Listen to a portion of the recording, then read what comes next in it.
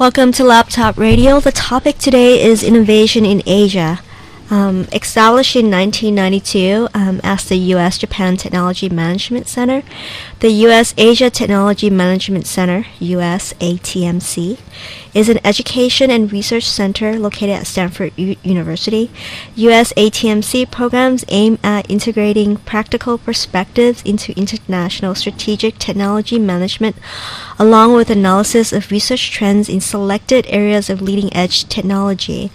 Today we have Professor Richard Dasher with us. He is a professor at Stanford University and a director of US-ATMC. Professor Richard Dasher, what is your story?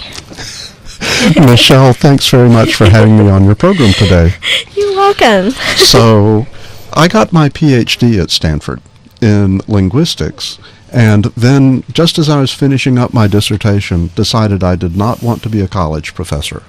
So instead of taking a job offer at another good university, I went to work for the U.S. government. I was in charge of the Japan and Korea training for American diplomats. I did that for 5 years, including 4 years attached to the U.S. Embassy in Tokyo. And at the end of that, I decided that if I was going to do anything with my knowledge of Japan, I had better get some business experience. So I worked for a couple of Japanese companies for 3 years as a board director, developing international business. And then they were starting this new little technology management center at Stanford, and they were looking for somebody who could teach about Japanese business and someone who could teach scientific and technical Japanese language. I put in the course proposals, they bought them, and I've been here ever since. So since coming to work for the US-Asia Technology Management Center, the content of what I've been doing in research and education has changed quite a bit. I found that the work I was doing in linguistics actually applies very well to business problems. When you look at the way a new technology will have an influence on an industry value chain, a lot of the techniques that I was using for my previous research applied directly. So I'm looking at that. I'm looking at the flow of people and capital and knowledge across industry, government, and university boundaries for the purpose of innovation. And we're also looking at emerging trends of what's going on in advanced technology innovation in Asia. So the topic is innovation in Asia, and I, as an attorney, I always wanted to go back to the definition. What is innovation? That's a great place to start because innovation is often misunderstood. Innovation, I think, is really the process that leads from the invention of a new idea, the conception of a new idea, to its real-world deployment. So creativity and invention are really the beginning of the process. Unless you can take it all the way for other people to use it, it's not really an innovation. So, in Asia, we have different countries in Asia, and currently, we have a lot of events happening between the U.S. and Asia, and Asia and Asia. I mean, just really different countries between different countries in Asia. So what is really the current U.S.-Asia economic relations? Well, the U.S. is more tightly integrated with Asia than a lot of people realize. And in fact, I think if you look in the history of Silicon Valley, probably our growth in the valley has been driven as much by Asian economic growth for the last 30 years as it has been by the growth of the U.S. economy. All of the high-tech companies that are coming out of the valley are intrinsically borderless. They depend on things like cloud computing. They depend on the free internet. And so Asian markets are really important to us as well. The nature of the relationship is not just us producing and Asia consuming, though. Increasingly, there is more of a kind of joint invention and joint development aspect where we are really partnering with a lot of Asian organizations, institutions, both private sector and public sector, in order to try out new ideas and bring new things even further. I know that Asia plays a big role in manufacturing in the past. How is that relationship changing? And how is that U.S. relationship affecting businesses here outside of manufacturing? Well, there's two things that's going on. First of all, with regard to manufacturing, if you can standardize a process, it will naturally flow to a cheaper location. Mm-hmm. And so for a long time, Asia was a lot cheaper than the U.S. Mm-hmm. There were good labor force resources in Asia that was doing great outsourcing of manufacturing. And those days are starting to change because living costs are going up in Asia. Mm-hmm. And also Asian people are realizing that if they do all the manufacturing but the U.S. companies get all the profit, there's something wrong in that model. So that's changing as Asia becomes more wealthy. You're seeing the growth of a middle class in Asia, mm-hmm. and you're seeing people wanting a future for their children that really matches what happened in the U.S. a couple of generations ago. All the people that worked in line manufacturing wanted their kids to go to college in the U.S. because they didn't really want them to be working on the auto manufacturing line when they grew up. So you're seeing this new young generation in Asia that's highly educated. They're very creative.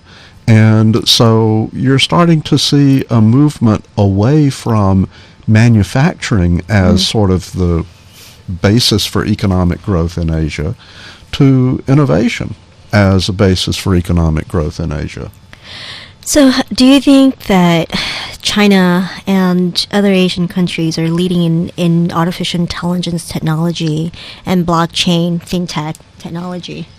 Well, I think that in AI especially, mm-hmm. it's really the United States and China that are further along than anywhere else in the world.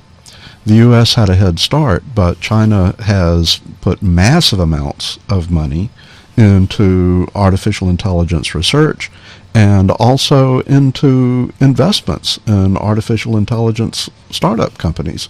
The amount of venture capital in China is growing about 100% a year.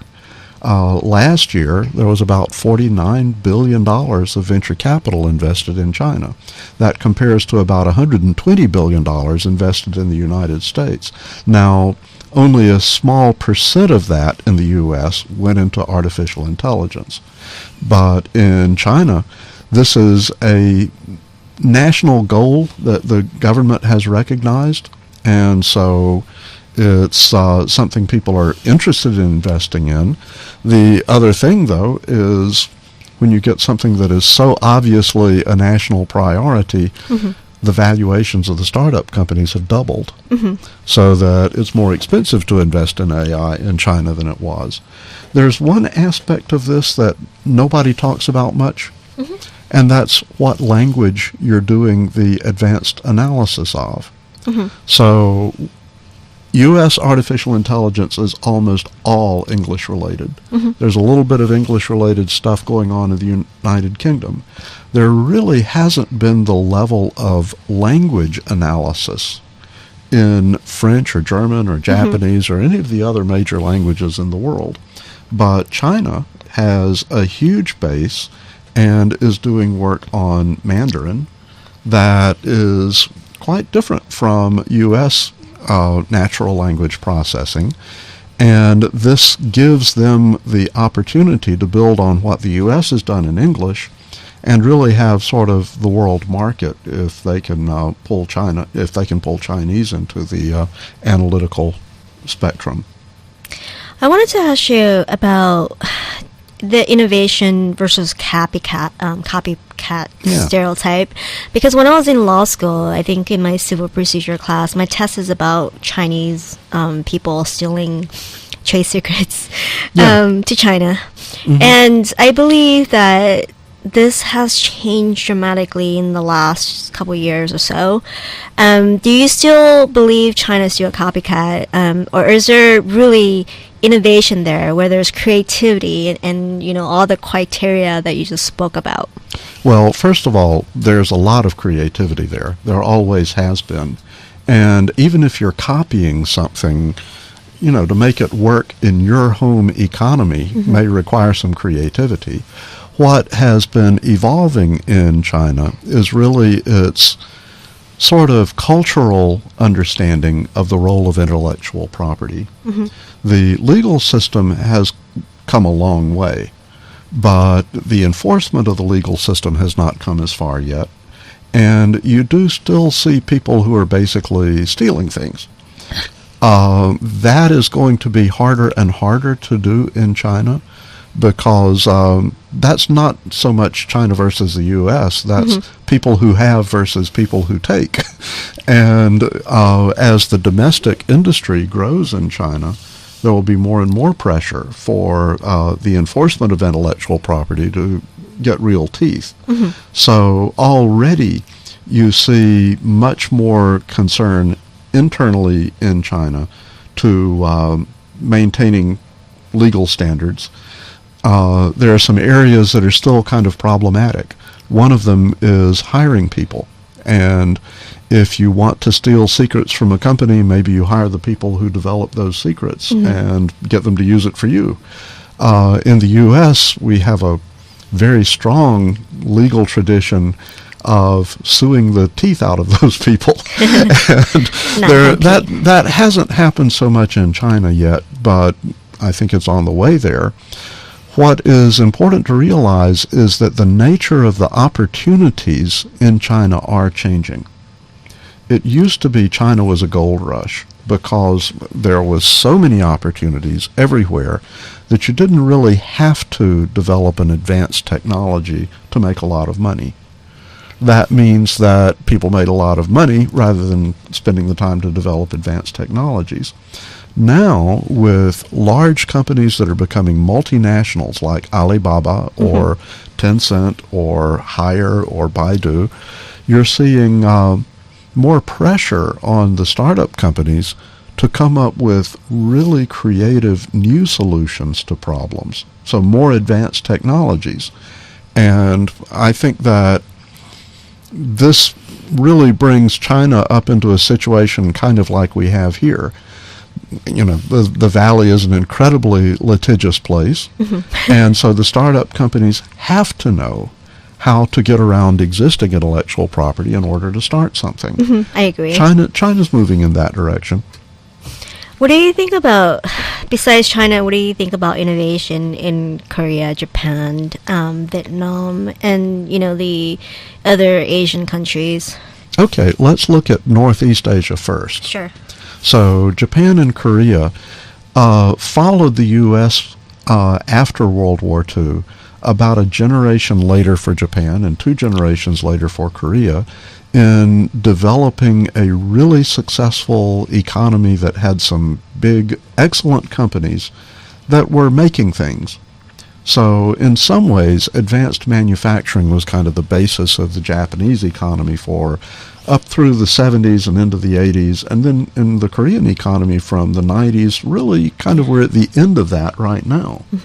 So they were very much like the U.S. economy, and they've had, on a national level, the difficulties that certain regions of the United States have had in getting a more innovation-based economy. Specifically, they really haven't been able to absorb startup culture like Silicon Valley has. If you look at Detroit, if you look at the interior of the U.S., you see very different possibilities for innovation than you do here. So Japan and Korea are kind of fighting the problems that Detroit's been fighting for years. In Southeast Asia, you're seeing the next generation kind of after China. They've been growing well, and as the Chinese economy starts to slow down from 10% a year growth to 6% a year growth, Southeast Asia is still going gangbusters at 6 or 7% a year growth. So they haven't had a slowdown in growth. They're matching the growth rate of China right now. But what's happened is really the emergence of a middle class. And this middle class has emerged really in countries that had a poorer infrastructure than you would expect for most countries with a middle class. That means that a lot of the innovation in Southeast Asia is aimed at providing middle-class people with a lifestyle that they demand without taking the time to put copper wire in the ground, without taking the time to develop the kind of infrastructure for roads or anything else that we've had in the U.S. and Europe and Northeast Asia. So Southeast Asia is a huge area of interest right now for most of the rest of Asia, including China and Japan and Korea, because the growth there can fuel a lot of growth in those other countries too. In the U.S., we have maybe less view of what's going on there because of historical reasons, but Southeast Asia is a really interesting and exciting place for new solutions to problems that we might not think of here. And that's important because if you don't have an infrastructure, you see a problem, you come up with a solution to it based on the materials you have at hand. That gives you a different solution than if you're in the United States and you can go down the street to Fry's and buy whatever components you need. So for the startups in Silicon Valley, you have an idea, and then you start coding it or programming or making it as a hardware, and then you try to find some friends to join you if they agree, and sometimes you may quit your job and you kind of do it together until you have some traction, and then you find a VC to fund you. How is starting a company like in Asia? Okay. That's also a great question, because I think that every population has entrepreneurs. And the populations the entrepreneurs want to change the world. The first money behind a startup is the entrepreneur's own money, friends and family money. And so that's universal. What has been kind of slow to develop in Asia is the individual investors, the people we call angel investors. They exist in Asia, but they're not as sophisticated as the angel investors here. The angel investors here really have a great influence on the companies because they demand very high standards. And they have great abilities to mentor the companies that they invest in because they understand that process. They've seen that process. They've done it a lot. A lot of Asian angels think that they're buying something. They're owning the company that they invest in, and so they take too much control. So this system is becoming more sophisticated, and with the exception of China, there's also kind of a lack of venture capital in Asia, so that typically the startup company in someplace like Southeast Asia would have to go to a more traditional source of funding like a bank earlier than they would in the U.S. And, banks value assets. They don't know how to value business plans. They tend to focus on steady early return of funds rather than waiting until the company's really ready to make a lot of money. They don't really promote the growth of the company like the high-risk investors do here in the U.S. So that's one big thing. The capital is different. Capital flow pattern is kind of different. The other big difference is, how do you get your friends? Okay, after you've got 2 or 3 of your friends to start a company, who are you going to hire? In the Silicon Valley, people have watched this process so much. We've got a highly mobile labor market, and so it's relatively easy for a startup company to get really good people to come work at it. It may be expensive as all get out, but you can find the people to come work. In Asia, it's the paid employees of startup companies that are lacking. It's hard to get people away from prestigious company jobs. First of all, most young people feel like they're they're doing something bad to their parents if they leave a established company and go to work for a startup company, right? You put me through college and I'm going to reward you by going to this little company nobody knows what will happen to. So that's an issue. I think the labor force is probably a bigger problem than the money is, because if the opportunities are there, the investors will eventually show up. But getting labor force with the capabilities to work in the chaotic, extremely high growth contexts that Silicon Valley companies work in is really hard. How do they get around that? I mean, there must be some solutions to, one, funding, right? Two, labor. Well, okay, in China this has not been a problem because up until now they've had such a huge labor market, and the big companies like Alibaba weren't really siphoning off the best people. So it has not been a problem in China. In Korea and in South Korea and in Japan, it's been probably the biggest problem. And actually the big companies are unknowingly helping because their need for economic efficiency means that they're less trustable with your whole career. And so, lifetime employment is gradually starting to die in Japan, and this means that young people, especially below the age of 30 or 35, have a very different attitude toward going to work in a company in Japan or Korea than their parents did. So I think that the inefficiencies of the big companies are actually helping the labor market for the startup companies.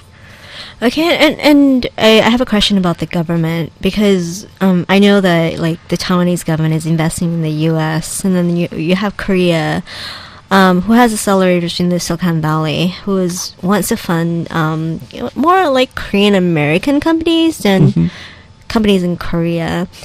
What is that dynamic like? Well, I think what you're seeing what could be the next logical step in this, and that is for companies to do cross-border things relatively early. I think that certainly Silicon Valley is looked at as kind of heaven, innovation heaven for all of the governments of Asia and a lot of the universities in Asia and some of the companies in Asia too. And so they're figuring out that if they can bring their companies here, then the people in those companies will absorb some of the sophistication of Silicon Valley and really do a better job. And that may happen. I think that you're seeing these incubators for Taiwanese companies, for South Korean companies, that are, they've got some really interesting companies in them. And I think this is a positive thing because I think that this cross-border movement will encourage people to learn from each other. And we can learn from these companies too. Yeah, it's kind of awesome to receive emails in different languages now. And I've seen that, and it has never really happened before. But in the last year or two, I've received emails in Chinese. More English for South Korean companies, but people reaching out to me, and I thought that was super awesome, just to see that kind of diversity here. I have a question about innovation in Asia. What kind of problems are they solving? Are they the same problems as we have in the U.S., or would it be like a different problem? What are some of the issues in Asia or in the world that they're solving? Well, the general kind of rule is that the best source of ideas for a startup company is frustration in everyday life. Yes. And so the things that people are worried about in Asia, first of all, they're worried about aging population. So there's a great deal of interest in new technologies, new services that would address aging population concerns. I think that the lack of an infrastructure, mobile banking is a huge opportunity in Southeast Asia because more than 1/3 of the people have never had a bank account. And they have cell phones. So the kind of different way of development where some of these technologies outpaced the old traditional infrastructure is opening up new ideas like that, like mobile banking. I think that you also see Asian people being very robust early adopters of things that are fun. So the gaming industry is not to be underestimated. And the kind of use of new technologies for entertainment value is also a place where we're really getting a lot of interesting content coming from Asia, whether it's anime from Japan or, whatever, K-pop from Korea. You're getting a lot of things coming into the world markets that people thought of there. And they thought of them because there were things right around them that they knew. And often the frustration of something that was inconvenient led them to develop something. Mm-hmm. Yeah, I love Asia. I love traveling to Asia, and I love just really the diversity of different countries and different kind of food and the different problems that they have. So with regarding technology, I know that it's constantly changing right now. Are they just doing businesses between each other, or are they really reaching out to the world to further their businesses? Yeah, that's a good question, and it's one that I hope they will reach out to the world, because I think that that's good for everybody. I think a movement toward isolationism is not really helping anybody out. Mm-hmm. Now, China has one really big problem that's the same as in the United States.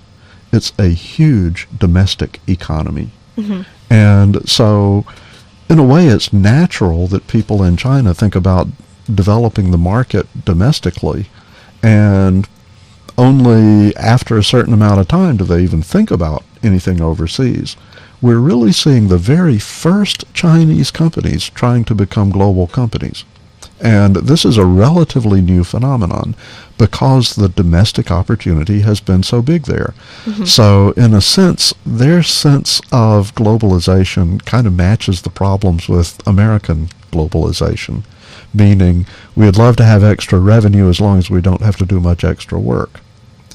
And I think that this, between the U.S. and China, actually may help to level the playing field, because relatively smaller economies, and I think especially South Korea, which has, 50 million people and is the 13th largest economy in the world, meaning it's not tiny, but to really be successful, you have to think about global markets relatively early. Mm-hmm. And I think that's also going to be the case for a lot of the Southeast Asian companies as they come along. They will think earlier about global markets and about global presence, to the extent that this opens things up for everybody, and we have opportunities in those markets too, then that's good. It's like playing in a bigger football league. I wanted to ask you about the infrastructure as well as the culture in these Asian startups and companies. Mm-hmm. So by infrastructure inside the startup company, I think that one of the things that has become very systematic in the United States is the sense that a startup company will be a startup company between 7 and 10 years if it's successful. Mm-hmm. Between 7 and 10 years after it's founded, it'll either go public or it'll be acquired by a big company. And in either case, it becomes a big company, and its position is very different. So the people involved in the company and the investors in the company all try to maximize the growth and the value of the company toward that exit. That sense is not as strongly developed in Asia. Okay. I think a lot of Asian entrepreneurs, when they found companies, almost feel like they've given birth to a child and they don't want to sell their child. And so Loyalty. So the exit patterns are still very different in other Asian countries. You don't get nearly as much exit by M&A in Asia as you do here. And so that kind of basic conception is different. With regard to culture, I think that is related to the sort of what it means to be the boss culture. Yeah. And in a U.S.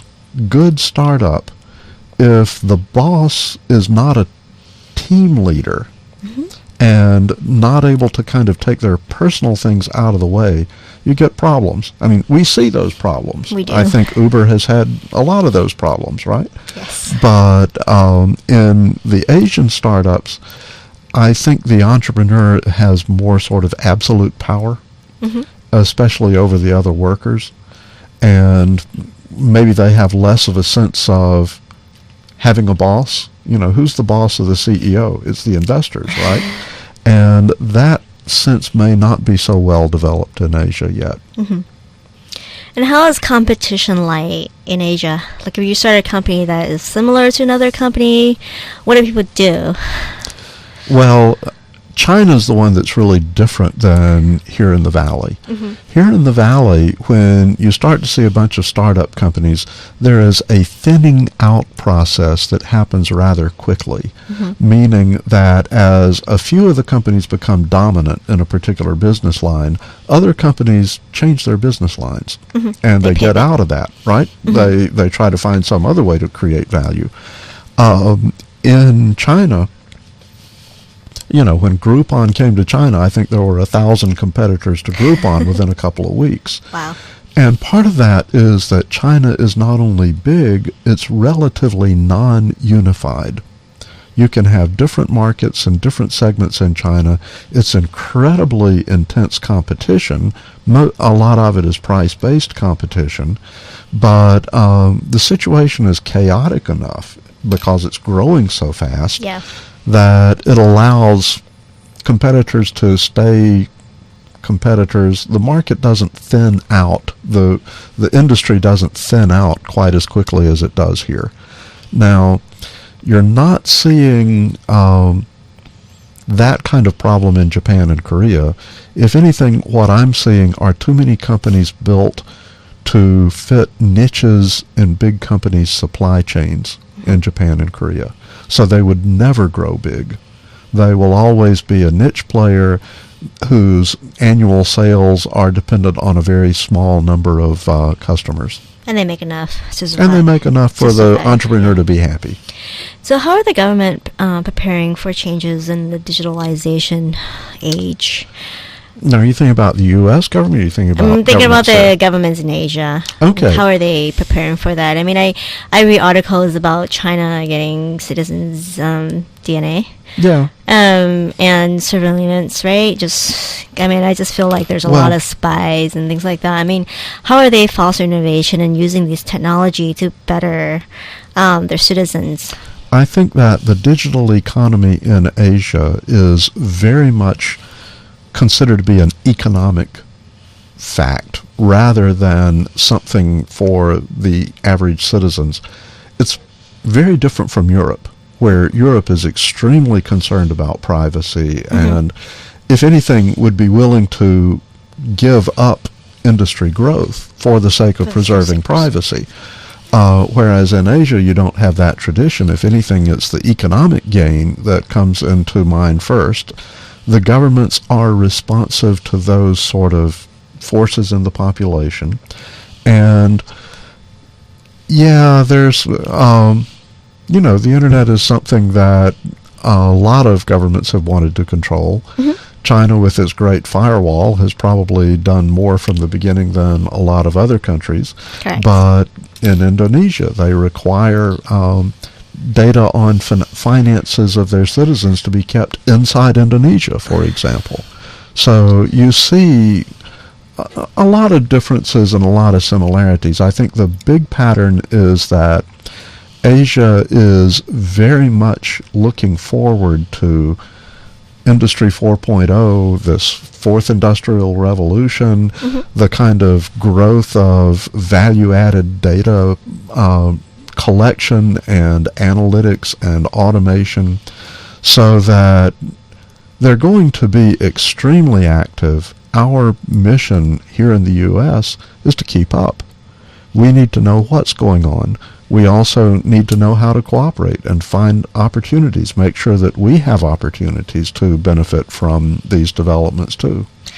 I get approached by Chinese investment companies in Asia more than the VCs here in the United States. Should that be a concern to me as an entrepreneur, or should I be willing to work with the investors in Asia? Because of data privacy issues, or So anytime you're dealing with somebody who's based in a different legal system and culture, correct, you need to have the resources to understand what's going on. And very often, especially in China, that involves having a good local partner that you can trust, but that you spend a lot of time on the airplane going to see and making sure that you know correct, what's going on there. That extra cost is there. The US VCs are really looking for the next Google. And so if your idea doesn't automatically look like the next Google and everybody thinks that it is, they may not pay much attention to you. That means that they're missing some opportunities. correct. I was just really impressed by the Chinese investors and how they spoke with it was blockchain, how they spoke with every blockchain company, and they listened, they they went through your slides, and they, tried to get investors and tried to help you, and that was very surprising to me. There's a lot of sophistication in the venture capital community that's growing up in China very quickly. Correct. And a lot of it has involved good relationships with some of the VC companies here that focus on China. Through syndication of deals, they've developed a lot of expertise quickly. This is one of those things that if they do a good job investing, I think you should go for it. But you have to watch out what you're getting into. Are the expectations that you'll transfer technology to local partners in China? If you do, you must have that in your strategy so that you don't sell tomorrow in order to get today. Correct. And I also noticed that China and Chinese companies are buying a lot of startups in here in the U.S., like Musically. Right. And I think Flip. Yeah, well, and what was it? Tencent just bought 12% of Snap. Correct. So yeah, this is fascinating, and it helps keep a flow of money coming into the system here. I think that everyone, no matter whether it's Chinese investor or an investor from New York, you really need to know who your investors are and what you're getting into before you accept the money. I think that in some cases this has been great. The possibilities for cross-border expansion expand exponentially. You have to be careful. So I think the people who are listening to us are a lot of the people in the Silicon Valley, a lot of the people in the Stanford community, and a lot of entrepreneurs who really care about this topic. Do you have any suggestions and advice for the people here when they have, U.S. Asia relations or companies or innovation there? Especially for the Stanford community, I think that it's really important to have positive relations, but not overly optimistic expectations. Not gullible. Yeah, not gullible. That we all need to do quality business, and it's certainly better to be engaged. I think that there's a lot of challenges in China, and I would especially say that if you're Chinese and you're here at Stanford and you're looking at opportunities when you go back, be careful, because the things that you can assume that happens in the system here may be different when you get back home. Mm-hmm. And you may find that you have gotten more American culture than you realized. I think every time I go to China, like people always stare at me, and I'm like kind of weird, and I think there is some kind of difference, but there is also similarities in doing businesses as well. So, and I've worked at Samsung before, which is a Korean company. So definitely love the food and and then the culture. I mean, I like the efficiency of just getting things done. Yeah. So it's a little bit. There's more respect, I think. For people who are more senior. And I didn't mind that. I think the general sophistication here in Silicon Valley is great. Yeah. But I think that, if anything, Silicon Valley is the crossroads of Asia. Mm-hmm. Even though we're 8 or 10 hours away by air from the Asia markets, this is a place where you can interact with people from all of the different Asian economies. You can go to a program on Malaysia tonight, and Thailand tomorrow night, and China the next night after that. And this is a great place to really develop the human networks that are so much a part of an entrepreneurial ecosystem. I actually love Singapore. Everybody speaks English, and taxi is really cheap, and you can really go anywhere. There's a lot of entrepreneurship there. Actually, it's good if you start a business there, because there's a lot of tax benefits. I agree with you. I didn't mean to leave out Singapore. Singapore is a great place, and a lot of the investment in Southeast Asia is really being based in Singapore, because it's got a great legal system that protects investors. Correct. I just remember Singapore because I structure some business deals there. Well, I like to stop off in Singapore on the way back from India. Yeah. India is so intense, it's in your face, and then you go back to Singapore and it's like, Los Angeles, only it's clean. Yeah, it's really, really clean. It's like a big garden there. It just reminds you of like Disneyland or something. Yes. And then like the night safari there, because you just kind of hop on, and then you basically see all the animals, and they're right next to you, and you're like, wow. And then you go to the hotel. It just feels like home, but it's in Asia. I wanted to ask you about the US-ATMC. You just really tell us a little bit about that center, the center. So we do a lot of public programs. We have just finished one, but the videos are all up on the internet. Take a look at asia.stanford.edu, and you can see videos about space businesses in Asia. Businesses related to outer space. We'll do another series in spring quarter on entrepreneurship in Asian high-tech industries. And we also partner with other groups. We just partnered with the V-Lab on a program about commercialization of nuclear fusion. Correct. And we will probably be partnering with them for another program on blockchain very soon. So we're happy to do these kinds of things. And we do also research that most of it is funded by companies. That's really awesome. I want to thank you, Professor Richard Dasher, for being here today. I'm really, really excited. Thanks, Michelle. I've enjoyed talking with you. Thanks for the afternoon. Yeah, thank you, everyone. Bye-bye.